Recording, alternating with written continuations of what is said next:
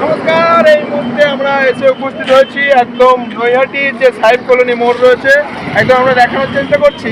একদম সাহেব কলোনি মোড়ের কাঁচরাপাড়া কল্যাণী যেতেই সাহেব কলোনি মোড় যেখানে শেষ হচ্ছে, মানে যে ব্রিজটা রয়েছে এক্সপ্রেসওয়ে, কল্যাণী এক্সপ্রেসওয়ে একদম নিকট যে হাইওয়ে ইন রয়েছে, তার পাশেই কিন্তু ঘুরে গেল একদম।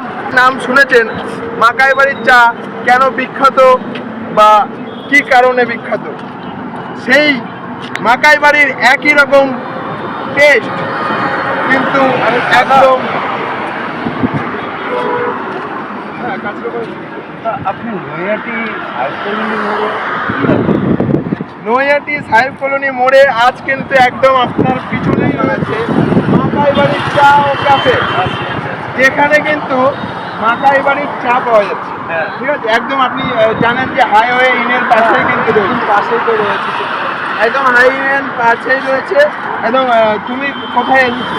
আমি এসছি এইখানটায়, এখানেও এসছি আমি মাকাই বাড়ির চা খেতে। হ্যাঁ হ্যাঁ, অবশ্যই দেখতে পাচ্ছ এখানে এসে কিন্তু একজনের সাথে পরিচয় হয়ে গেছে। তিনি কিন্তু মাকাই বাড়ির চা খেতে। কোথা থেকে এসছো? আমি হালিশহর থেকে এসছি। হালিশহর থেকে একদম এক্সপ্রেসওয়ের পাশে যেটা রয়েছে একদম সেখানেই চা খেতে এসছি। আচ্ছা দাদা, এই যে মাকাই বাড়ির চা কোনোদিন কি দার্জিলিং গিয়ে কি খেয়েছো? না, আমি চা তো দার্জিলিং বিখ্যাত। এখনো যাইনি। একদম সেই দার্জিলিং এর চা কিন্তু আপনারা পেয়ে যাবেন এই মাকাই বাড়ির চা ও ক্যাফেতে।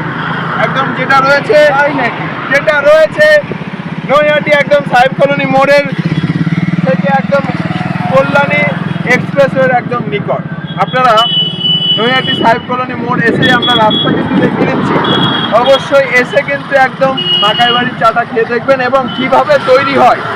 একদম যেখানে মাকাই বাড়ির নাম প্রচার হয়েছিল বা ভাইরাল হয়েছিল, সেই মাকাই বাড়ির স্টাইলেই কিন্তু এখানে চা করা হয়, সেই দৃশ্য আমরা দেখাচ্ছি। আপনারা দেখতে পাচ্ছেন। অবশ্যই ভালো থাকবেন, সুস্থ থাকবেন।